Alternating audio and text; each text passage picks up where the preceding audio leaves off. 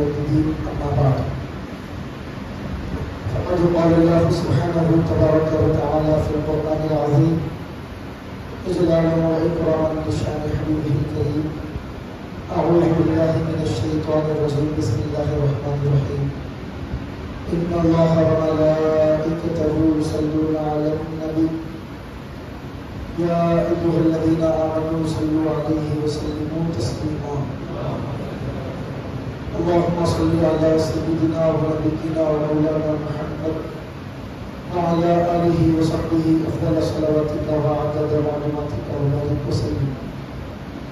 وقال تعالى في كلامه العظيم فيها يفرق كل أمر حكيم صدق الله العلي العظيم وبلغنا رسوله النبي الأمين المكين الحليم الكريم ونحن على ذلك لمن الشاهدين والشاكرين والحمد لله رب العالمين.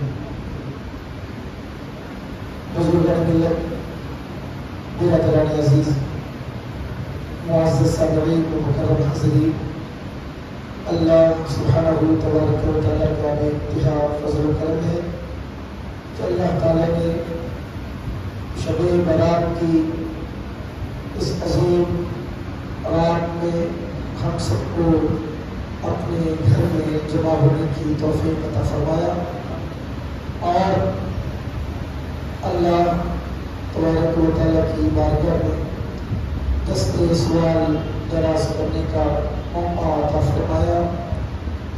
اللہ پاک کے ایک انعام پر ہم کو شکر گزار ہونا چاہیے.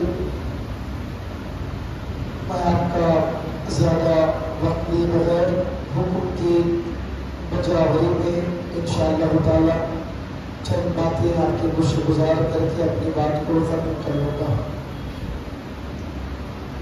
عزیزان محترم، اللہ سبحانہ تبارک و تعالیٰ نے اس رات کے بارے میں ارشاد فرمایا کہ یہ وہ رات ہے جس میں ہر حکمت والا فیصلہ کیا جاتا ہے، حکمت والے کام کا فیصلہ کیا جاتا ہے. اور اللہ تبارک و تعالیٰ نے ہر انسان کے لیے جو مقدر رکھا ہے اس کا جو فیصلہ اللہ تعالیٰ نے کیا ہے اس کا اپلیکیشن امپلیمنٹ فرشتوں کے حوالے اس فیصلے کو کیا جاتا ہے. عزیزان محترم، ہم اس بات کو جانتے ہیں کہ اس کائنات کو پیدا کرنے سے پہلے حدیث مبارک میں آتا ہے، اللہ کے پیارے حبیب فرماتے ہیں اس کائنات کو پیدا کرنے سے 50,000 سال پہلے اللہ تعالیٰ نے انسانوں کے مقدر کو اللہ تعالیٰ نے لکھ دیا. ہر ایک کی تقدیر اللہ تعالیٰ نے لکھ دی. کون پیدا ہوگے اللہ تعالیٰ نے لکھ دیا. کیا رزق ان کو عطا ہوگا یہ بھی اللہ نے فیصلہ فرما دیا. عمر کتنی عطا ہوگی اس کا بھی فیصلہ مل گیا. زندگی کے معاملات کس طرح چلیں گے، شب و روز کس طرح ہوگی، یہ ساری چیزیں اللہ تعالیٰ نے لکھ دی ہے. تو پھر عزیزان محترم اس کا کیا مطلب ہے کہ اس رات فیصلہ کیا جاتا ہے. تو عزیزان محترم مطلب بالکل واضح ہے. لوح محفوظ میں اللہ تعالیٰ نے سب لکھ دیا ہے اور اللہ کے علم میں ہر چیز ہے. لیکن جب یہ رات آتی ہے تو جو امپلیمنٹ ہے اس کو نافذ کرنا ہے، اس کو اپلائی کرنا ہے، اس کا رجسٹر اور اس کا ریکارڈ فرشتوں کے حوالے کیا جاتا ہے. رزق کا فیصلہ ہو چکا، کس کو کیا رزق ملنا ہے. آج کی رات جیسے ہی مکمل ہوگی فرشتوں کے ہاتھوں میں ریکارڈ دے دیا جائے گا کہ اس بندے کے لیے یہ رزق مقرر کیا گیا ہے، اس کے اسباب مہیا کرو.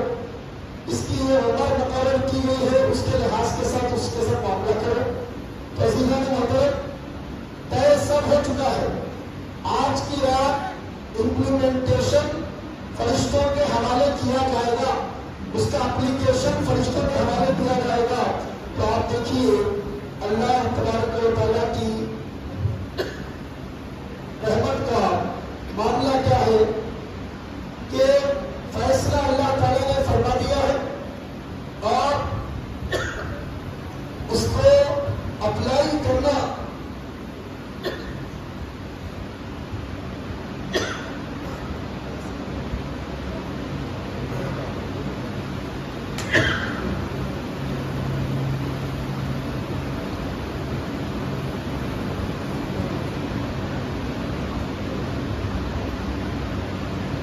اس کو اپلائی کرنے کا ریکارڈ اللہ تعالیٰ فرشتوں کے حوالے کر رہا ہے. تو عزیزان محترم، سوال یہ ہے کہ اللہ تعالیٰ جب فرشتوں کے حوالے کر رہا ہے، یہ بتانے کی ضرورت کیا تھی امت کو کہ اللہ تعالیٰ اس رات میں ریکارڈ فرشتوں کے حوالے کر رہا ہے؟ رزق طے ہو چکا، عمر طے ہو چکی، دولت کتنی دینا ہے یہ طے ہو گیا، اولاد کتنی عطا کرنا ہے یہ طے ہو گیا. ساری چیزیں طے ہونے کے بعد ضرورت اس بات کی کیا تھی کہ امت کو بتایا جائے کہ آج کی رات میں یہ ریکارڈ فرشتوں کے حوالے کیا جا رہا ہے، فیصلہ کیا جا رہا ہے. آپ دیکھیے، ایک طرف اللہ تعالیٰ فرما رہا ہے کہ اس رات میں فیصلے کیے جاتے ہیں، یعنی فیصلوں کا ریکارڈ فرشتوں کو دیا جا رہا ہے، اور دوسری طرف حدیث مبارک میں ہے اللہ فرما رہا ہے جیسے ہی شب برات کو مغرب کا وقت جیسے ہی شروع ہو جاتا ہے، اللہ تعالیٰ ندا دے رہا ہے کوئی بخشش کا مانگنے والا، میں اس کو بخشش دینے والا ہوں. ہے کوئی رزق کا مانگنے والا، میں اس کو رزق عطا کرنے والا ہوں. ہے کوئی دولت کو مانگنے والا، میں اس کو دولت دینے والا ہوں. ہے کوئی علم کا طلبگار، میں اس کو علم عطا کرنے والا ہوں. ایک طرف اللہ تعالیٰ نے اس بات کی اطلاع دی کہ آج فیصلہ فرشتوں کے حوالے ہوگا، دوسری طرف یہ کہہ دیا کہ مغرب سے لے کر فجر تک اللہ تبارک و تعالیٰ یہ ندا دے رہا ہے کوئی بخشش کا سوالی، ہے کوئی مقدر کو درست کرنے والا، ہے کوئی اپنے آپ کو جنتی بنانے والا، ہے کوئی سچی توبہ کی اللہ تعالیٰ کی بارگاہ میں سچی توبہ کرنے والا. یہ ساری چیزیں اللہ تبارک و تعالیٰ کی بارگاہ اللہ تعالیٰ پیش فرما رہا ہے. عزیزان محترم، کیا مطلب ہے؟ علماء کرام یہ فرماتے ہیں کہ اللہ تبارک و تعالیٰ نے بندے کو ایک موقع اللہ تعالیٰ نے عطا فرمایا ہے. شب برات کو ایک اپارچونٹی اللہ تعالیٰ نے بندوں کو دی ہے. اے بندو، لوح محفوظ میں لکھ دیا گیا ہے، کیا لکھا گیا ہے یہ میں جانتا ہوں، کیا لکھا گیا ہے میں نے لکھا ہے. اور اللہ تعالیٰ کے بارے میں ہم جانتے ہیں یمحو اللہ ما یشاء ویثبت وعندہ ام الکتاب. اللہ جو چاہے لکھتا ہے، اللہ جو چاہے ملتا ہے. اللہ تعالیٰ قادر مطلق ہے، ہر چیز کی قدرت اللہ تعالیٰ کو ہے. اللہ نے لکھ دیا ہے. پھر شب برات دے کر اللہ نے بندوں کو یہ اختیار بھی دیا ہے، اے میرے بندوں، میں نے لکھ تو دیا ہے لیکن دیکھنا چاہتا ہوں کون میری بارگاہ میں گر گراتا ہے، کون میری بارگاہ میں مغفرت کی درخواست کرتا ہے، کون مجھ سے رزق کا سوال کرتا ہے، کون مجھ سے دولت کا سوال کرتا ہے، کون مجھ سے علم کا سوال کرتا ہے، کون مجھ سے اولاد کا سوال کرتا ہے. میں لکھنے والا بھی میں ہوں، دیکھنے والا بھی میں ہوں، عمر بڑھانے والا بھی میں ہوں، کھٹانے والا بھی میں ہوں. سب لکھ دیا ہے. اب تم کو رات اس لیے عطا کر رہا ہوں، تم میری بارگاہ میں آؤ اور گر گرا کر مجھ سے مانگو، جو مانگو گے میں تم کو عطا کروں گا. لکھنے والا بھی اللہ ہے، دیکھنے والا بھی اللہ ہے، عمر دینے والا بھی اللہ ہے، عمر لینے والا بھی اللہ ہے، عمر کو بڑھانے والا بھی اللہ ہے، عمر کو گھٹانے والا بھی اللہ ہے. تو عزیزان محترم، آپ دیکھیے رات اللہ تعالیٰ نے عطا فرمائی اور ہم کو اللہ تعالیٰ نے اس بات کی اطلاع دی کہ آج کی رات میں مقدر کے فیصلے ہوتے ہیں. تو عزیزان محترم، عقل مند آدمی وہ ہے کہ جب اللہ تعالیٰ نے یہ فرما دیا ہے کہ آج کی رات تمہارے مقدر کے بارے میں فیصلہ ہوگا. عزیزان محترم، کتنے لوگ گزشتہ شب برات ہم میں موجود تھے اور کتنے آج موجود نہیں ہیں، اور کتنے آج موجود ہیں اور آئندہ شب برات تک کتنے موجود نہیں ہوں گے. عزیزان محترم، کوئی اس بات کو بتا نہیں سکتا ہے، عمر کا کوئی بھروسہ نہیں ہے. آج کی رات اللہ تبارک و تعالیٰ فیصلہ فرمائے گا. آدھی رات سے زیادہ وقت عزیزان محترم ہمارا گزر چکا ہے. آپ توجہ اللہ تعالیٰ کی بارگاہ کی طرف کریں. اللہ فرما رہا ہے کوئی بخشش کا طلبگار. آپ مصلی بچھائیں، اللہ کی بارگاہ میں ہاتھ اٹھائے اور اللہ کی بارگاہ میں کہے اے مولا تو یہ پوچھ رہا ہے کوئی بخشش کا طلبگار؟ میں ہوں مولا، میں بخشش کا طلبگار ہوں، مجھے بخشش عطا فرما. میں مغفرت کا طلبگار ہوں، مجھے مغفرت عطا فرما.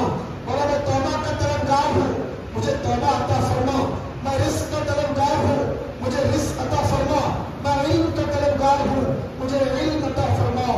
عزیزان محترم، دنیا والوں کے سامنے ہاتھ پھیلائیں گے اور دنیا والوں کے سامنے در در پھریں گے تو عزیزان محترم ٹھوکریں ملیں گی اور ذلت ملے گی اور رسوائی ہوگی، اور اللہ کے در کو پکڑیں گے تو اللہ دنیا میں بھی عزت عطا فرمائے گا، آخرت میں بھی عزت عطا فرمائے گا۔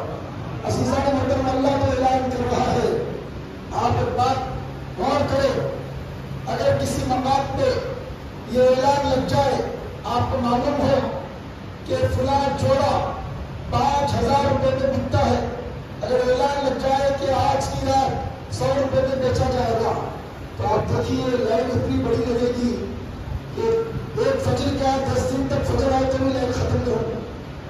اگر کسی مقام پہ کہا جائے فلاں جگہ دعوت ہے، لوگوں کا ہجوم اور بھیڑ ایسی ہوگی اور لائن ایسی ہوگی، عزیزان محترم ایک دوسرے کو ڈھکتے ہوئے لوگ دعوتوں کی طرف جائیں گے، تو آپ دیکھیے دعوت کا اعلان ہو لوگوں کی بھیڑ نظر آتی ہے، دولت کا اعلان ہو لوگوں کی بھیڑ نظر آتی ہے، صدقات خیرات کا اعلان ہو لوگوں کی بھیڑ نظر آتی ہے، دنیا کے کوئی آفر کا اعلان ہو لوگوں کی بھیڑ نظر آتی ہے، دنیا آفر دے تو لوگ درے در بھٹکتے نظر آتے ہیں۔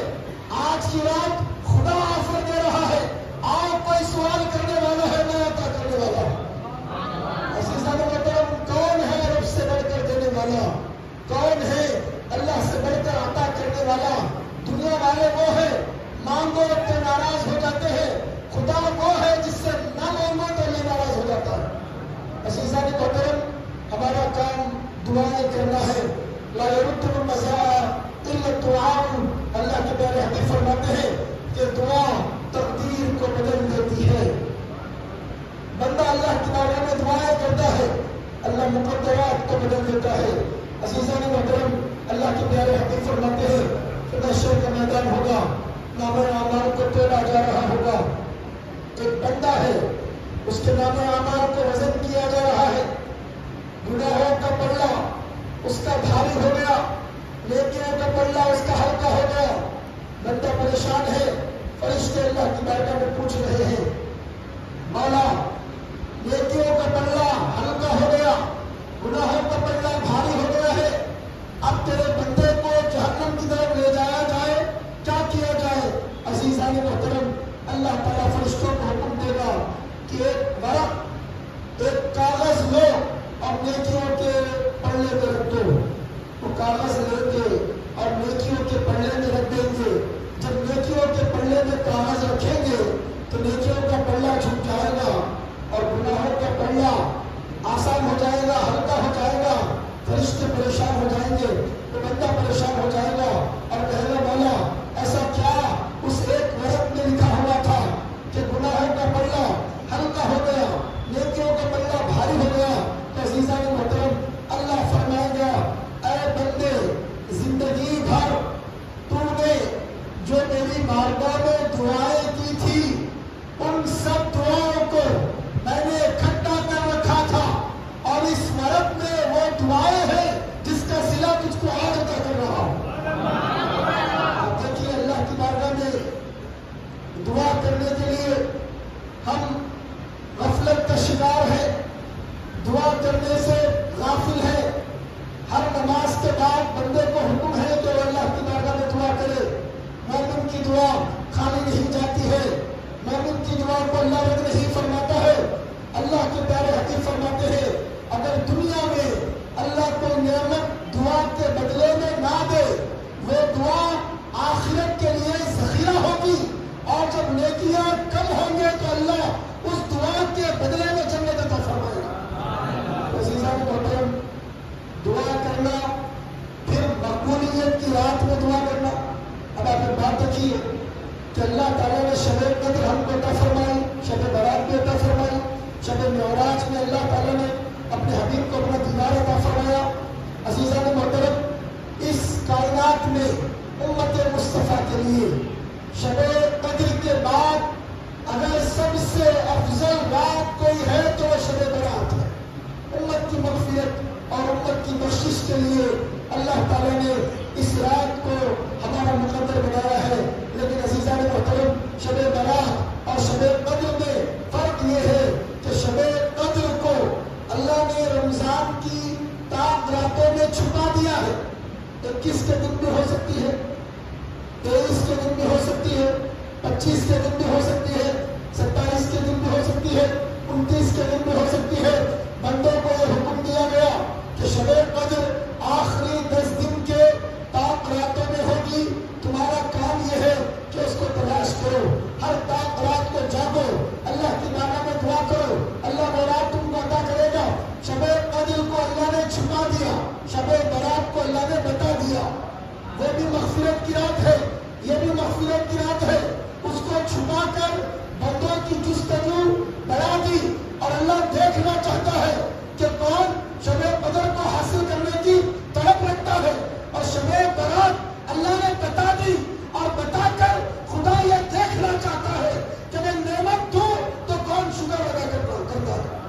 تو شب برات اللہ تعالیٰ نے ظاہر فرما دی, اور آج کی رات اللہ تعالیٰ نے آفر دے دیا, اے بڑی رزق ربدار, میں عطا کرنے والا ہوں. عزیزان محترم, کتنے نوجوان کاروبار کے لیے پریشان ہیں, نوکریوں کے لیے پریشان ہیں, رزق میں برکت کے لیے پریشان ہیں, درے در پھر رہے ہیں.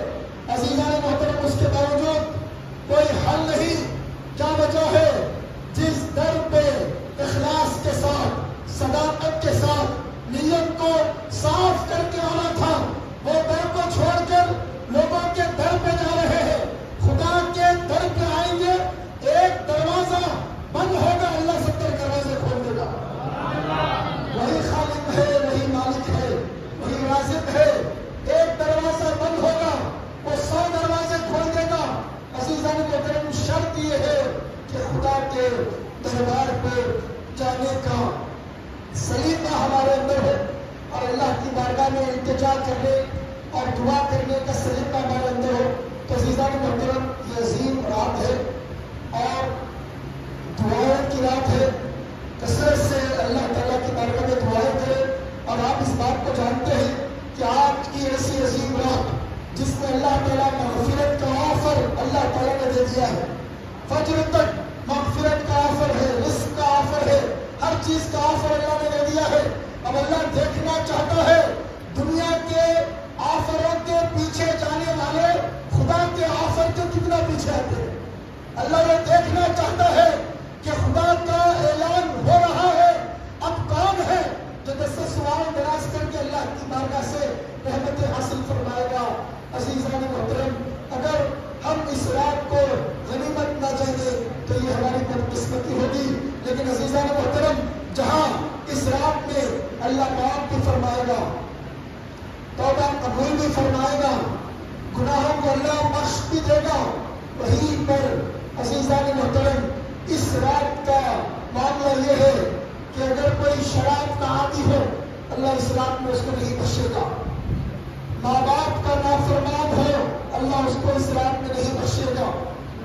رشتوں کو کاٹنے والا ہو, اللہ اس رات میں بخشش نہیں فرمائے گا. سب کے لیے بخشش ہے, گھروں کو توڑنے والے کے لیے نہیں, گھروں کو جوڑنے والے کے لیے بخشش ہے. اب آپ دیکھیے, آپ جانتے ہیں جھوٹ بولنا حرام ہے. کاروبار میں بھی آدمی جھوٹ بولتا ہے, حرام. نوکری کی جگہ جھوٹ بولے, حرام. جھوٹ بولنے سے رحمت کے فرشتے دور ہو جاتے ہیں. یہ ساری چیزیں آپ جانتے ہیں. لیکن عزیزان محترم, بعض مقامات ایسے ہیں جہاں پر جھوٹ بولنا جائز ہے. کہاں پر جھوٹ بولنا جائز ہے؟ تو حدیث شریف میں آتا ہے, اللہ کے پیارے حبیب فرماتے ہیں, اگر دو مومنوں کے درمیان اختلاف ہو, بغض ہو, اور دو ایک دوسرے سے ناراض ہو, دونوں کو ملانے کے لیے جو جھوٹ بولا جاتا ہے, اللہ ایسے جھوٹ پہ ثواب عطا فرماتا ہے. دو لوگ ناراض ہیں, آپ ان دونوں کو سنا کر رہے ہیں, ان دونوں کو ملا رہے ہیں. آپ نے اس کے سامنے کہا, فلاں صاحب آپ کے بارے میں بڑی تعریف کر رہے تھے اور بڑے اچھے نیک ان کے خواہشات ہیں آپ کے بارے میں, وہ آپ کے لیے جو دعائیں کرتے ہیں, آپ کو تو اچھی طریقے سے یاد کرتے ہیں, ہمیشہ آپ کی تعریف کرتے ہیں. وہ تعریف نہیں بھی کرتے ہیں لیکن آپ جھوٹ بھی کہیں تو اللہ اس پہ ثواب دے گا. لیکن معاشرے کا حال یہ ہے کہ اللہ کے پیارے حبیب نے فرمایا, دو بچھڑے ہونوں کو ملانے کے لیے جھوٹ بول سکتے ہیں, جائز ہے, ثواب ملے گا. لیکن آج امت جھوٹ بول کے لوگوں میں درار پیدا کرتی ہے. جھوٹ بول کے ملائے گئے تو لوگ کیا کر رہے ہیں؟ جھوٹ بول کے لوگوں میں نفرتیں پیدا کرتے ہیں. جھوٹ بول کر لوگوں میں درار پیدا کرتے ہیں. جھوٹ بول کر لوگوں میں بس پیدا کرتے ہیں. تو عزیزان محترم، رشتوں کو توڑنے والا بخشا نہیں جائے گا. اللہ فرماتا ہے میں رحمان ہوں اور میں نے اپنے رحم سے، رحم و کرم سے رشتوں کو پیدا کیا ہے. جو رشتوں کو توڑے گا میں اس کو توڑ دوں گا، جو رشتوں کو جوڑے گا میں اس کو جوڑ دوں گا. آپ دیکھیے عزیزان محترم، لوگ اپنی انا کا مسئلہ بنا کر بیٹھتے ہیں. آپ دیکھیے شب برات میں کتنے لوگ ہیں جو یہ سنتے ہیں رشتوں کو توڑنے والوں کو بخشا نہیں جائے گا، لیکن ان کے دل و دماغ پہ یہ بات چھائی ہوئی رہتی ہے نہ بخشا جائے کوئی بات نہیں، لیکن میں اپنی انا نہیں چھوڑوں گا، میں اپنا غصہ نہیں چھوڑوں گا، میں اپنا تکبر نہیں چھوڑوں گا، میں اپنا غرور نہیں چھوڑوں گا. عزیزان محترم، دنیا کتنی مختصر ہے، کتنے جنازے کاندھوں پہ ہم نے اٹھائے ہیں، کتنوں کو اپنے ہاتھ سے دفنایا ہے، کتنوں پر مٹی اپنے ہاتھ سے ہم نے ڈالی ہے، اور کتنوں کو الوداع کہہ کر ہم آئے ہیں. عزیزان محترم، سب کو ایک دن چھوڑ کر چلے جانا ہے. لیکن عزیزان محترم، اللہ کی پیارے حبیب فرماتے ہیں جو بندہ یہ چاہتا ہے اس کے رزق میں اضافہ ہو اور یہ چاہتا ہے اس کی عمر میں برکت ہو، وہ بندہ رشتوں کو جوڑے. رشتوں کو جوڑنے سے اللہ رزق میں اضافہ بھی فرماتا ہے اور اللہ عمر میں برکتیں بھی عطا فرماتا ہے. اور دیکھیے اس رات میں سب کی بخشش ہوگی، رشتے توڑنے والوں کی بخشش نہیں ہوگی، سب کی بخشش ہوگی، لیکن ماں باپ کی نافرمانی کرنے والوں کی بخشش نہیں ہوگی. کتنے نوجوان ایسے ہیں جو ماں باپ کو دیکھ کر ڈھونڈتے ہیں، کتنے نوجوان ایسے ہیں جو بلند آواز سے ماں باپ کے سامنے بات کرتے ہیں، کتنے نوجوان ایسے ہیں اپنے ماں باپ کو بوجھ سمجھتے ہیں، بڑھاپے میں اپنے ماں باپ کا خیال نہیں کرتے. کتنے نوجوان ایسے ہیں جو ماں باپ کے ساتھ بدتمیزی، بد اخلاقی کرتے ہیں. عزیزان محترم، وہ تہجد گزار ہو، نیکوکار ہو، عبادت گزار ہو، نمازیں پڑھنے والا ہو، روزے رکھنے والا ہو، زکات دینے والا ہو، حج کرنے والا ہو، وہ لاکھ عبادتیں کرے، ماں باپ کا نافرمان ہو تو اللہ اس کو نہیں بخشے گا. نہ اس رات بخشے گا نہ کسی رات بخشے گا. کبھی اس کی بخشش نہیں ہوگی جو ماں باپ کا نافرمان ہو. تو عزیزان محترم، ماں باپ کی فرما برداری کرنے والے کو بخشا جائے گا، صلہ رحمی کرنے والے کو بخشا جائے گا. صلہ رحمی کرے، ماں باپ کے ساتھ فرما برداری کا معاملہ کرے اور دعاؤں کی طرف توجہ کرے اور اللہ تعالیٰ کے محبوب بننے کی کوشش کرے اور اللہ کے مخلص بننے کی کوشش کرے، خدا کا قرب حاصل کرنے کی کوشش کرے. عزیزان محترم، آپ دیکھیے کہ اللہ تبارک و تعالیٰ کا قرب حاصل کرنے کی جب بندہ کوشش کرتا ہے تو کیسا اللہ تعالیٰ اس کو قرب عطا فرماتا ہے. اللہ کا محبوب بننے کی جب بندہ کوشش کرتا ہے اللہ اس کو کیسے اپنی محبت عطا فرماتا ہے. ہم جانتے ہیں اولیاء اللہ کے واقعات کو. حضرت نظام الدین محمود الہی رحمۃ اللہ علیہ بہت بڑے ولی ہیں. ایک دن ان کے جو شیخ طریقت، پیر طریقت تھے، اپنے مرید کو دیکھا کہ آگے بڑھ رہے ہیں، سلوک طے کر رہے ہیں، عبادتیں کر رہے ہیں، تو اپنے مرید نظام الدین سے کہا اے نظام الدین، محب بننا چاہتے ہو یا محبوب بننا چاہتے ہو؟ محب کے معنی چاہنے والا، محبوب کا مطلب وہ جس کو چاہا جائے. محب کا مطلب چاہنے والا، محبوب کا مطلب وہ جس کو چاہا جائے. ایک ہے کہ آپ کسی کو چاہے، ایک ہے کہ ایسے بنے کہ لوگ آپ کو چاہے. ایک چاہنے والا ہے، ایک وہ ہے جس کو چاہے. تو عزیزان محترم، شیخ نے کہا اے نظام الدین، محب بننا چاہتے ہو یا محبوب بننا چاہتے ہو؟ تو حضرت نظام الدین محبوب الہی رحمۃ اللہ علیہ نے کہا میں اپنی ماں سے مشورہ کر کے بتاؤں گا کیا بننا چاہتا ہوں.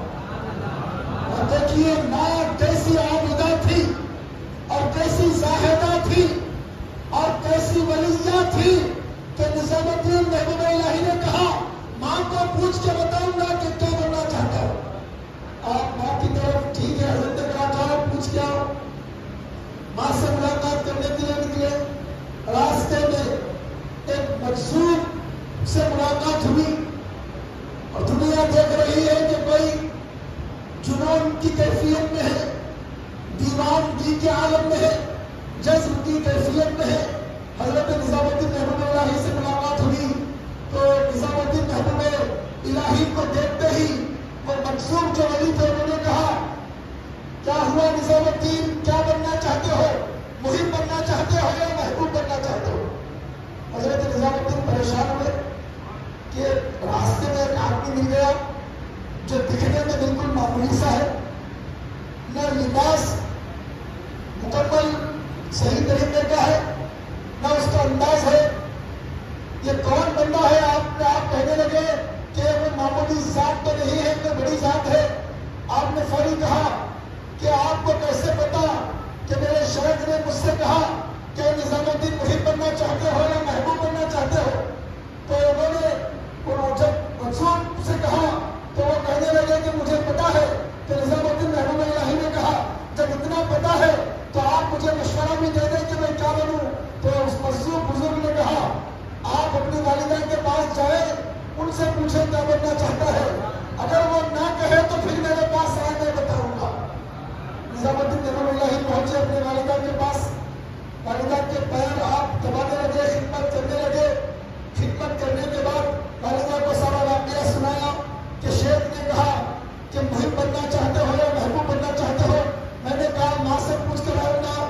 درمیان میں منصور صاحب سے ملاقات ہوئی، انہوں نے یہ واقعہ سنا دیا تو ماں جب سنی تو کہنے لگی بیٹا درمیان میں جس سے تم مل کر آئے ہو وہ بہت بڑی شخصیت ہے. ناشتہ کر کے جب گھر سے نکلنا تو ان سے ملاقات کر کے انہیں سے پوچھنا محب بننا چاہتے ہو یا محبوب بننا چاہتے ہو. عزیزان محترم، حضرت نظام الدین محبوب الہی ناشتہ کر کے گھر سے نکلے، اس مقام پہ پہنچے جہاں وہ مقصود تھے. تو عزیزان محترم جب اس مقصود کے پاس پہنچے تو دیکھا کہ وہ بزرگ وہاں پہ نہیں ہے، وہ مقصود وہاں پہ نہیں ہے. لوگوں سے پوچھنے لگے کہ کل یہاں پر ایک شخص تھے جو دیوانے کی طرح نظر آ رہے تھے، جو مقصود تھے، بے خودی کے عالم میں تھے، وہ کہاں ہے؟ تو لوگ کہنے لگے ان کا انتقال ہو گیا ہے اور وہاں پر ان کی میت ان کی پڑی ہوئی ہے. اس مقام پہ لوگوں نے ان کو ڈال دیا ہے اور پر ان کا پرسانہ حال نہیں ہے. حضرت نظام الدین دوڑے دوڑے گئے اور جا کر کہنے لگے اے بندے خدا، مجھ سے تو کہہ رہے تھے محب بننا ہے یا محبوب بننا ہے، میرے بارے میں خیر کی بات بتا رہے تھے اور اپنے بارے میں نہیں معلوم کہ مرنے والے ہو. اپنے بارے میں اتنا نہیں معلوم تھا کہ مرنے والے تھے اور مجھ سے یہ کہا کہ ماں اگر نہ بتائے تو میرے پاس آنا، میں بتاؤں گا. اور میں تو پہنچ گیا ہوں اور تم تو انتقال کر رہے ہو. خود کے بارے میں اتنا علم نہیں تھا کہ مرنے والے ہو، میرے بارے میں اتنا علم تھا. تو عزیزان محترم جو مظلوم ولی تھے جب انہوں نے یہ سنا تو وہ زندہ ہو گئے اور زندہ ہو کر انہوں نے حضرت نظام الدین سے کہا تم یہ پوچھ رہے تھے محب بننا ہے یا محبوب بننا ہے، سنو محب بنو گے تو میرا حال ہوگا، نہ کفن ہوگا نہ دفن ہوگا. محبوب ہوگے تو تمہارا جو حال ہونے والا ہے اس طرح کا حال ہوگا. عزیزان محترم حضرت نظام الدین محبوب الہی اللہ کا قرب حاصل کرنے لگے اور ایسے بندے بنے کہ اللہ تعالیٰ نے آپ کو اپنا قرب خاص عطا فرمایا. تو عزیزان محترم واقعے میں نصیحت ہم کو کیا ملی کہ خدا کا قرب حاصل کرنا چاہتے تھے. شیخ کی زبان سے جب کلمہ نکلا تو کہا ماں سے پوچھ کر آتا ہوں، ماں جو کہے وہ بنوں گا. عزیزان محترم اولیاء اللہ کی زندگی کو آپ دیکھیں کہ ماں باپ کا ادب اور ماں باپ کا پس و لحاظ، ماں باپ کا احترام، ماں باپ کا تقدس ان کی زندگی میں کس طرح تھا اور اللہ تبارک و تعالیٰ کی بارگاہ سے محبت کا عالم ان کا کس طرح تھا.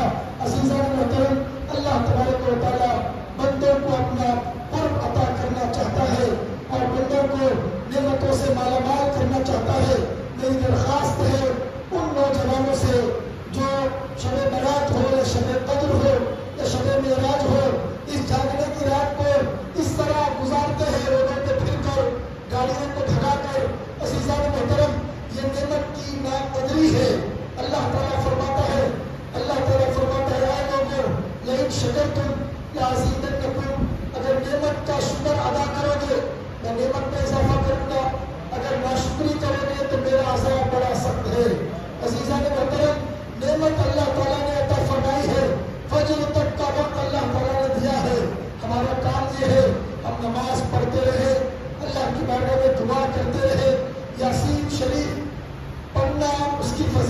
سننا اپنی جگہ ہے، لیکن عزیزان محترم اللہ کے پیارے حبیب فرماتے ہیں کہ شب برات کے مغرب کے بعد جو فجر سے پہلے تک 3 مرتبہ یاسین شریف پڑھتا ہے تو اللہ تعالیٰ اس کا خاتمہ بالخیر فرمائے گا، ایمان کی زندگی اللہ تعالیٰ اس کو عطا فرمائے گا، دنیا کی محتاجی سے اللہ اس کی حفاظت فرمائے گا، اس کی عمر میں اللہ تعالیٰ برکتیں عطا فرمائے گا۔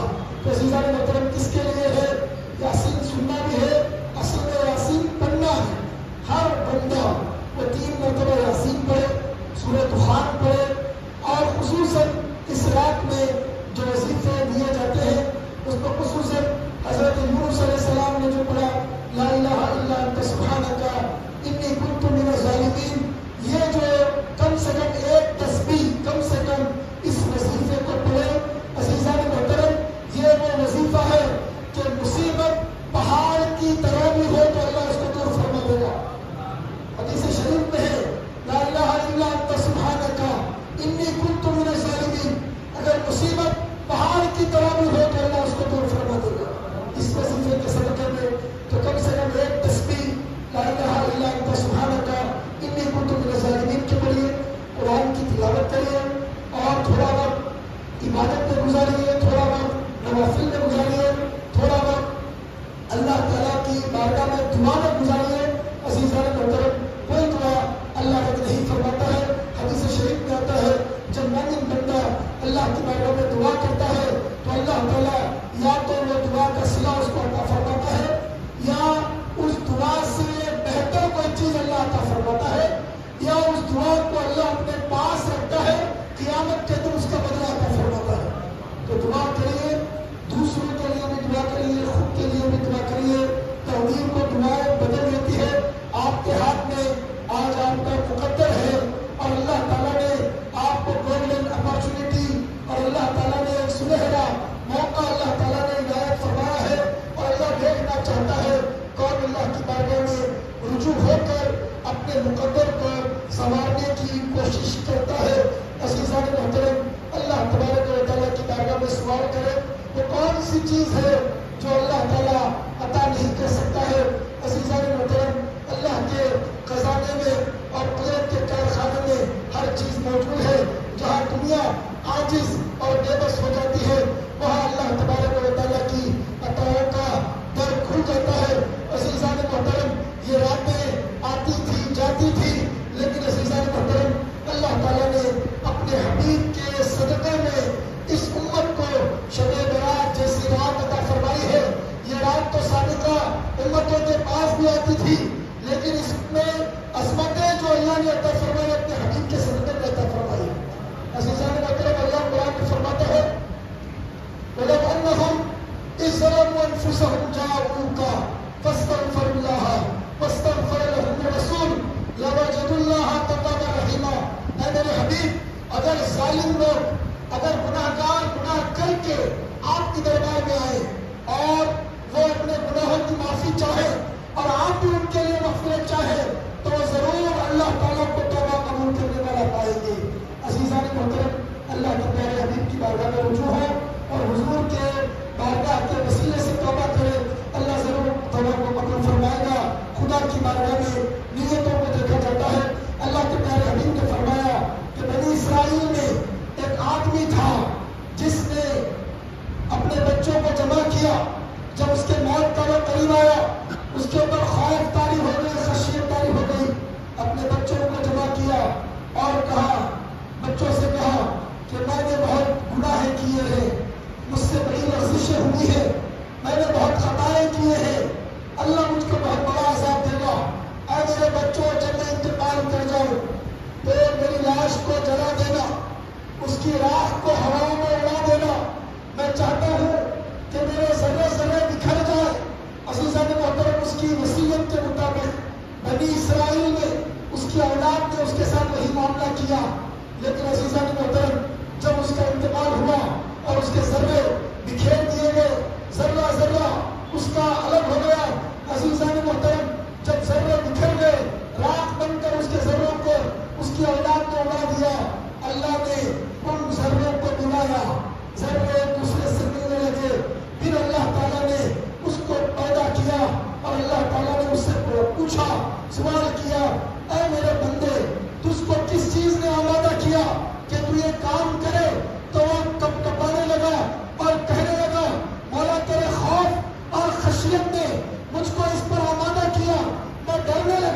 کہ میرے ساتھ کیا معاملہ ہوگا، میں اتنا بڑا گناہگار ہوں، میں اتنا بڑا خطا کار ہوں، میں اتنا بڑا سیاکار ہوں، میرے ساتھ کیا معاملہ ہوگا، اتنے خطائیں میں نے کیے ہیں، اتنے گناہ میں نے کیے ہیں، خدا کی بارگاہ سے اتنا معافی رہا، کیا معاملہ میرا تو کرے گا؟ اس لیے میں ڈر رہا تھا، میں نے اس لیے یہ وصیت کی۔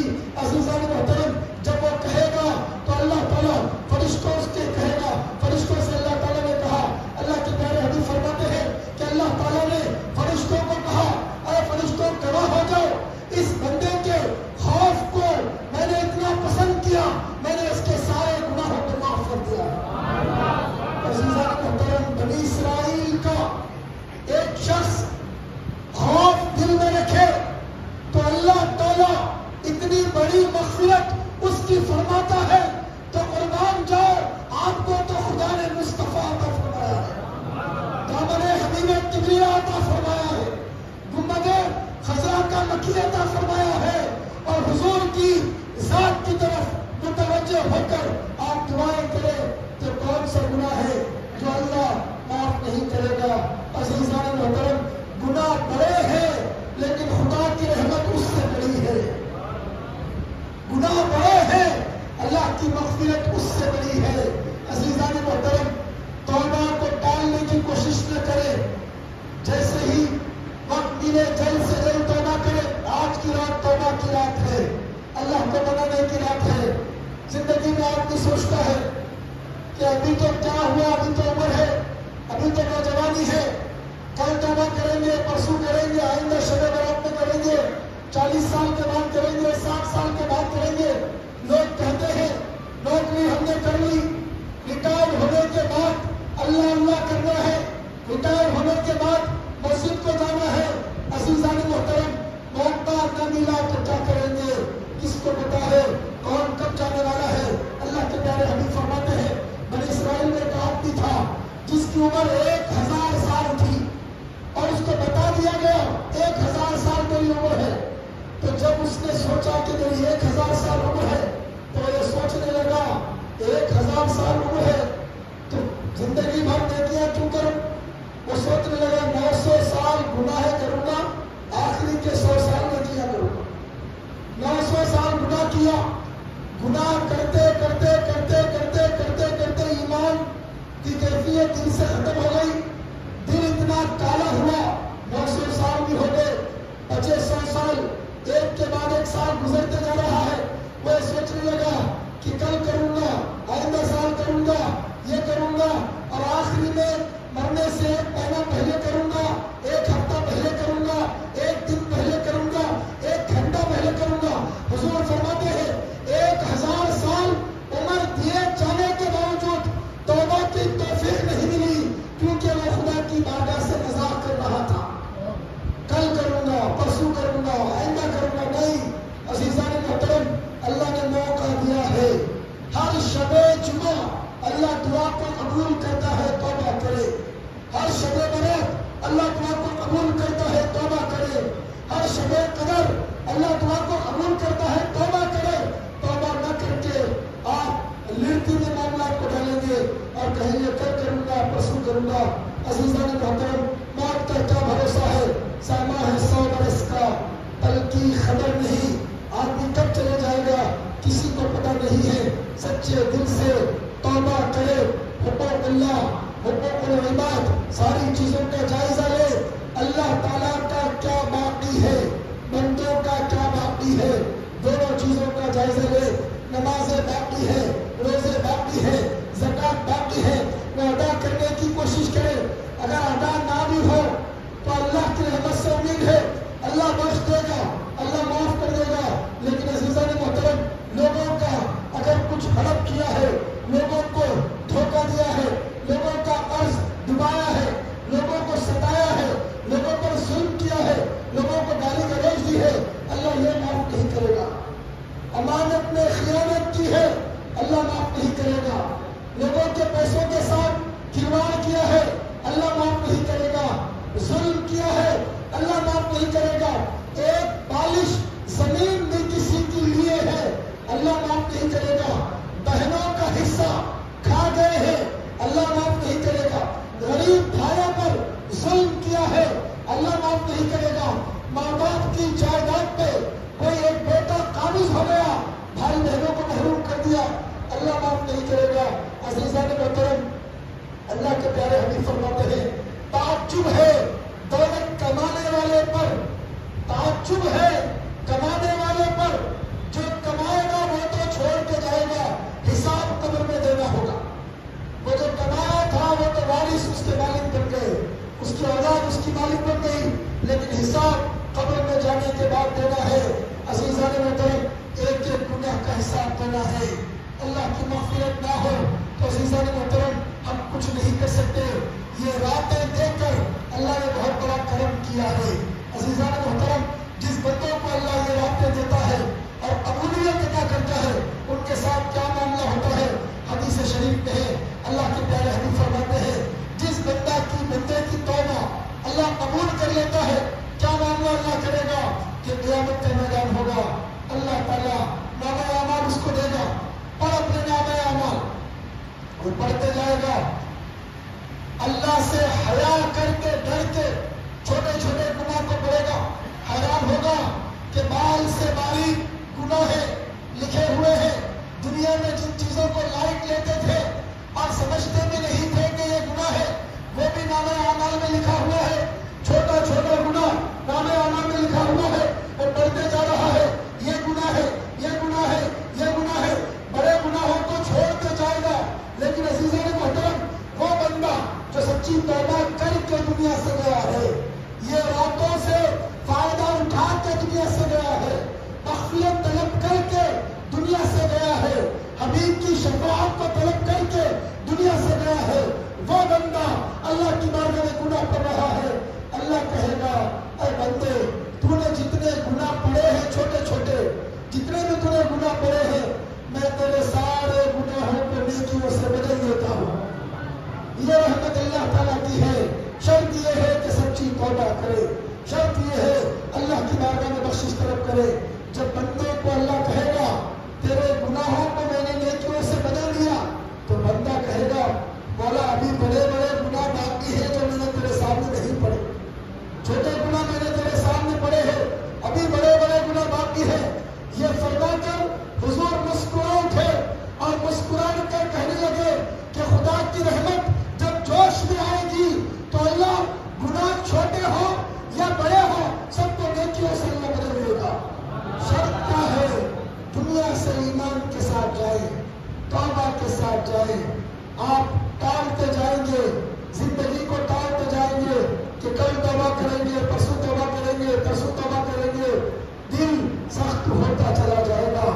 عزیزان محترم، ایک مرتبہ بندہ گناہ کرتا ہے، دل پہ تھوڑی سیاہی آ جاتی ہے، فوری توبہ کرے وہ سیاہی ختم ہو جاتی ہے، توبہ نہ کرے تو وہ سیاہی بننا شروع ہوتی ہے، دل کالا ہونا شروع ہوتا ہے، گناہ پہ گناہ، گناہ پہ گناہ، گناہ پہ گناہ کرتا جائے، وہ سیاہی بڑھتے جاتی ہے، اور دل جب پورا کالا ہو جاتا ہے تو پھر عزیزان محترم نہ اس کے دل پہ نہ قرآن کا اثر ہوتا ہے، نہ حدیث کا اثر ہوتا ہے، نہ ذکر کا اثر ہوتا ہے، نہ بیان کا اثر ہوتا ہے، نہ تقریر کا اثر ہوتا ہے۔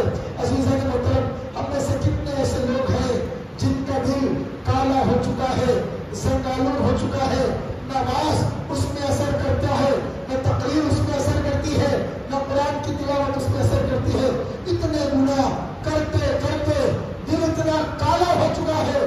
اب اس گناہ کو دھونے کے لیے عزیزان محترم ہم کو اللہ کی بارگاہ میں تڑپنا چاہیے، گڑ گڑانا چاہیے۔ عزیزان محترم، یہ موقع اللہ تعالیٰ نے اپنے حبیب کے صدقے میں ہم کو عطا فرمائے ہیں۔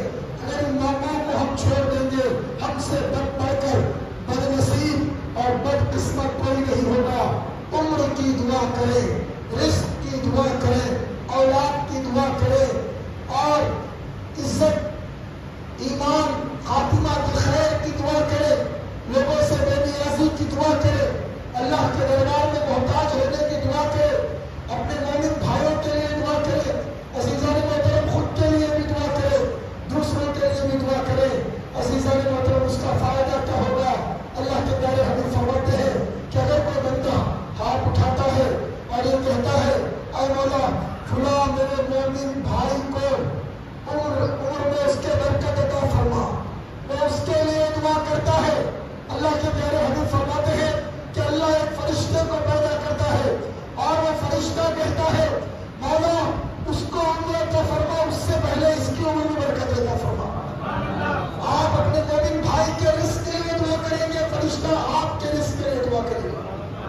تو عزیزان محترم خود کے لیے دعائیں کرے، دوسروں کے لیے دعائیں کرے. دعائیں سارے مصیبتوں کو ٹال دیتی ہے، دعائیں بلاؤں کو ٹال دیتی ہے. حقوق اللہ، حقوق العباد کا خیال کرے. اور اللہ کے پیارے حبیب شعبان کا مہینہ جیسے ہی آ جاتا پوری توجہ کے ساتھ رمضان کی طرف متوجہ ہوتے اور امت کو بھی حضور نے متوجہ کیا. اپنے لیے بھی دعائیں کرے کہ اللہ تعالیٰ رمضان بار بار ہم کو عطا فرمائے. یہ شب برات اللہ تعالیٰ بار بار عطا فرمائے، لیکن ایمان کے ساتھ، نیک اعمال کے ساتھ، نیکیوں کے ساتھ، صدقہ خیرات کے ساتھ زندگی اللہ کو عطا فرمائے جو زندگی ہمارے لیے مشکل کا سامان نہ بنے. عزیزان محترم صرف عمر کی دعا نہ کرے، ایسی عمر دے نیکیوں کے ساتھ، عمر میں عمر نیکیوں کے ساتھ، عمر ایمان کے ساتھ، عمر صحت کے ساتھ، عمر عافیت کے ساتھ، عمر سلامتی کے ساتھ. عزیزان محترم یہ دعا کرے اور ماں باپ کو بنائے، ماں باپ کے قدموں پہ گرے، ماں ہو باپ ہو ان کے قدموں پہ گرے جن کے انتقال کر گئے ہیں وہ قبرستان کی طرف جائے. اللہ کے پیارے حبیب فرماتے ہیں مردے زندوں سے بڑھ کے سنتے ہیں. عزیزان محترم لوگوں کو یہ ڈاؤٹ ہوتا ہے مردے سنتے ہیں یا نہیں. حضور نے فرمایا کہ مردے تم سے بڑھ کے سنتے ہیں. اگر مردے کے پاس، قبر کے پاس آپ جائیں تو پیر کی آہٹ کو بھی مردہ قبر میں محسوس کرتا ہے. آپ سلام کرے، سلام کا جواب بھی دیتے ہیں. آپ کے اعمال آپ کے والدین کے پاس پیش ہو وہ دعا بھی کرتے ہیں. تو عزیزان محترم ماں باپ انتقال کر گئے ہوں تو زیارت کریے، گھر میں موجود ہوں تو دیدار کریے اور ان کی بارگاہ میں ان کے قدموں پہ گریے. ماں باپ کے قدموں پہ گرنے سے ہم چھوٹے نہیں ہوتے ہیں اور ہماری عزت نہیں جاتی ہے. وہاں گرتے ہیں تو اللہ مقدر کو اٹھا دیتا ہے. ان کے قدموں میں جو گرتا ہے زمانہ اس کو اٹھا دیتا ہے. جو ماں باپ کے پاس گرتا ہے اللہ اس کو دنیا میں عزت عطا فرماتا ہے. اور ماں باپ کے سامنے جو اکڑتا ہے دنیا اس کو ذلیل کر دیتی ہے اور دنیا میں اس کو ذلت اور رسوائی ملتی ہے. خوش نصیب ہے وہ لوگ جن کے ماں باپ زندہ ہے اور وہ لوگ جن کے گزر گئے ہیں. وہ زیارت کرے. آج کی رات میں قبروں کی زیارت کرنا، فجر کے وقت بھی زیارت کرنا جو مستحبات میں سے ہے، اس کی طرف توجہ کرے. خوشو وضو کے ساتھ وضو بنا کر تھوڑا چست ہو کر عزیزان محترم عبادت کرے، کچھ نوافل پڑھے، کچھ تلاوت کرے اور خصوصاً دعا کرے. اور اکیلے میں تنہائی میں بیٹھ کر دعا کرے اور گھر والوں کے ساتھ بیٹھ کر دعا کرے اور سب کے لیے دعا کرے. عزیزان محترم دیکھیے جس مقام پہ دعا ہوتی ہے رحمتوں کی برسات اللہ عطا فرماتا ہے. آپ دعا شروع کریں گے اللہ رحمتوں کی برسات وہاں پہ برسائے گا. تو عزیزان محترم گناہوں سے سچی پکی توبہ کرے، اللہ کی بارگاہ میں مغفرت طلب کریے، خود کے لیے دوسروں کے لیے دعا کریے اور اس رات کو شریعت کے مطابق گزاریے اور فجر کی نماز ادا کریے. ان بعض مخصوص گزارشات کے ساتھ، مختصر گزارشات کے ساتھ میں اپنی بات کو ختم کرتا ہوں. اللہ تعالیٰ سے دعا ہے مولا جو کچھ کہا گیا اس کو اپنی بارگاہ میں قبول فرما. مولا کہنے سننے سے زیادہ عمل کرنے کی توفیق عطا فرما. مولا تیرا اعلان ہے مولا ہے کوئی بخشش کا طلبگار میں بخشش کرنے والا ہو مولا. مولا تیرا اعلان ہے مولا ہے کوئی مغفرت کا طلبگار. ہم ہاتھ کو اٹھائے ہوئے ہیں مولا، دامن پھیلائے ہوئے ہیں مولا، تیری بارگاہ میں حاضر ہے مولا. مولا یہ مسجد گواہ ہے مولا، یہ مصلی گواہ ہے مولا. مولا تیری دربار میں حاضر ہے مولا، تیری بارگاہ میں حاضر ہے مولا. مولا ہم سب کو مغفرت عطا فرما دے مولا. مولا ہم کو بخشش عطا فرما دے مولا. مولا ہم پریشان حال ہے مولا، غم زدہ ہے مولا، محروم ہے مولا، آزمائشوں میں گھرے ہوئے ہیں مولا، مصیبتوں میں جکڑے ہوئے ہیں مولا، بیماریوں سے پریشان ہے مولا، آزمائشوں سے پریشان حال ہے مولا، گھروں میں پریشانیاں ہیں مولا، مصیبتیں ہیں مولا. کس کو سنائے مولا، تو ہی سننے والا ہے مولا، تو ہی کرم کرنے والا ہے مولا، تو ہی رحم کرنے والا ہے مولا، تو ہی عطا کرنے والا ہے مولا، تو ہی خالق ہے مولا، تو ہی مالک ہے مولا، تو ہی رازق ہے مولا، تو ہی ہی بادشاہ ہے مولا، تو ہی شہنشاہ ہے مولا، تو ہی سارے جہاں کا پیدا کرنے والا ہے مولا، تو ہی سارے جہاں کو پالنے والا ہے مولا۔ ہم تیری بارگاہ میں حاضر ہے مولا، ہم کو محروم نہ لوٹا مولا۔ اے رحمان، ہم سب کی دامنوں کو رحمتوں سے بھر دے مولا۔ اے رحیم، تجھے واسطہ تیری شان رحمت کا مولا، ہمارے دامنوں کو رحمت سے بھر دے مولا۔ اے کریم، تجھے واسطہ تیری شان کرم کا مولا، ہم محتاج ہے مولا، تندرست ہے مولا، تیری بارگاہ میں حاضر ہے مولا۔ ہم باغی نہیں ہے مولا، بغاوت کرنے والے نہیں ہے مولا، گناہوں سے شرمسار ہے مولا، پریشان حال ہے مولا، آزمائش میں گھرے ہوئے ہے مولا، مصیبت میں مبتلا ہے مولا۔ تیرا ہی دل ہے مولا، تو ہی عطا کرنے والا ہے مولا۔ ہم سب کی حاضری کو اپنی بارگاہ میں قبول فرما لے مولا۔ مولا، ہمارے گناہوں پہ پردے ڈال دے مولا۔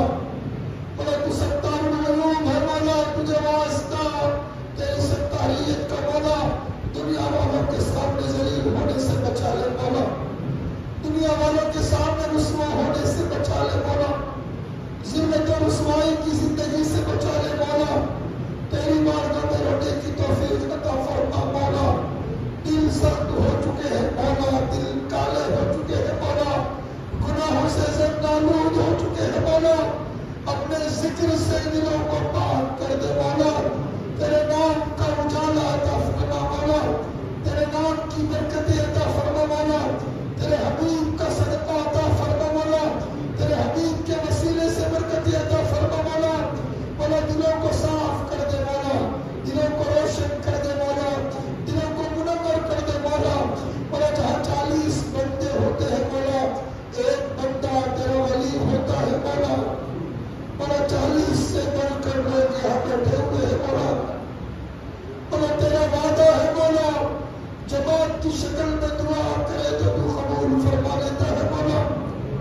مولا، آج کی رات مغفرت کی رات ہے مولا، تو ندا دے رہا ہے مولا۔ مولا، ہم سب کی مغفرت فرما دے مولا، ہم سب کی بخشش فرما دے مولا۔ مولا، ہم رزق کے طلبگار ہیں مولا، غیب سے رزق عطا فرما۔ دنیا والوں کے سامنے ہاتھ پھیلانے سے بچا لے مولا، دنیا والوں کے سامنے شرمندہ ہونے سے بچا لے مولا، دنیا والوں کے سامنے رسوا ہونے والے سے بچا لے مولا۔ تیری بارگاہ میں رونے کی توفیق عطا فرما مولا، تیری بارگاہ میں گڑ گڑانے کی توفیق عطا فرما مولا، تیری بارگاہ میں گریہ وزاری کرنے کی توفیق عطا فرما مولا۔ مولا، کتنے ایسے گھر ہیں مولا جہاں پہ لوگ بیمار ہے مولا، مکمل شفا عطا فرما مولا، مکمل صحت عطا فرما مولا۔ مولا، کتنے ایسے گھر ہے مولا، لوگ پریشان حال ہے مولا، ان کی پریشانیوں کو دور فرما مولا۔ کتنے ایسے گھر ہے مولا، لوگ مصیبت زدہ ہے مولا، ان کی مصیبتوں کو دور فرما دے مولا۔ مولا، جو نوجوان کاروبار کے لیے پریشان حال ہے مولا، ان کو کاروبار میں برکت عطا فرما، جو نوکریوں کے لیے پریشان ہے مولا، ان کو نوکری عطا فرما۔ مولا، جو ماں لڑکیوں کے رشتوں کے لیے پریشان ہے مولا، لڑکیوں کے لیے رشتے عطا فرما۔ مولا، امت مسلمہ پر کرم فرما، رحم فرما، فضل فرما مولا۔ ہم سب کی دعاؤں کو سن لے مولا، دل سے نکلنے والی صداؤں کو سن لے مولا۔ تو ہی کریم ہے مولا، کرم فرما مولا، تو رحیم ہے مولا، رحم فرما مولا۔ مولا، دنیا میں جتنے یتیم ہے مولا، ان کی کفالت کرنے والے پیدا فرما مولا، جتنے بے سہارا ہے مولا، ان کا سہارا پیدا فرما مولا، جتنے بیوہ ہے مولا، ان کے سہارے پیدا فرما مولا۔ امت مسلمہ پر کرم فرما مولا، رحم فرما مولا، فضل فرما مولا۔ مولا، تجھے واسطہ مولا تیرے حبیب کی دعاؤں کا، تجھے واسطہ مولا تیرے حبیب کی شان رحمت للعالمین کا، تجھے واسطہ مولا تیرے حبیب کی گریہ وزاری کا، تجھے واسطہ مولا تیرے حبیب کے گڑگڑانے کا مولا۔ مولا، جتنے لوگ ہم میں سے گزر چکے ہیں مولا، جو گزشتہ شب برات موجود تھے مولا، جو آج موجود نہیں ہے مولا، ہم ان سب مرحومین کے لیے دعا کرتے ہیں مولا، ان کی مغفرت فرما مولا، ان کی بخشش فرما مولا، حضور کی شفاعت عطا فرما، حضور کی شفاعت نصیب فرما مولا، تمام گناہ صغیرہ کبیرہ کو معاف فرما، تمام خطاؤں کو درگزر فرما مولا، جتنے پریشان حال ہے مولا، سب کی پریشانی کو دور فرما مولا جتنے بیمار ہیں مولا سب کو شفا کاملہ، شفا عاجلہ، صحت دائمہ، صحت مستمرہ عطا فرما۔ مولا جتنے حضرات جو مقاصد لے کر بیٹھے ہوئے ہیں مولا، جن کے جو جائز مقاصد ہیں مولا، اس میں کامیاب، کامران، بامراد ہونے کی توفیق عطا فرما۔ مولا تو ہی والی ہے مولا، تو ہی داتا ہے مولا، ساری امت پر کرم فرما، رحم فرما، فضل فرما۔ مولا ترک میں، ان کے شام میں جو زلزلے آئے مولا، اور جتنے لوگ شہید ہوئے ہیں مولا، ان کی شہادتوں کو اپنی بارگاہ میں قبول فرما۔ مولا جو گھر سے بے گھر ہوئے ہیں مولا، ان کو گھر عطا فرما۔ جو بچے یتیم ہوئے ہیں مولا، ان کے سہارے نصیب فرما۔ مولا ان کے حجاب کی پردوں کی حفاظت فرما۔ مولا جو خواتین بیوہ ہو گئی ہیں مولا، ان کے کفیل پیدا فرما مولا۔ مولا امت پر کرم فرما مولا، رحم فرما مولا، فضل فرما مولا۔ پوری دنیا میں، پورے عالم اسلام میں جہاں کہیں مسلمان پریشان حال ہے مولا، سب کی پریشانیوں کو دور فرما، کرم فرما، رحم فرما، فضل فرما۔ پڑھنے پھڑکنے کی توفیق دے، دل مرتضیٰ سوزے سے دل دے، قوت عشق سے ہر مست کو بالا کر دے، دار میں اس میں محمد سے اجالا کر دے کہ محمد سے وفات ہونے تو ہم تیرے ہیں، یہ جہاں چیز ہے کیا لوح و قلم تیرے ہیں۔ محمد کی محبت دین حق کی شرط اول ہے، اسی میں ہو اگر خامی تو سب کچھ نامکمل ہے۔ وآخر دعوانا ان الحمد للہ رب العالمین وما علینا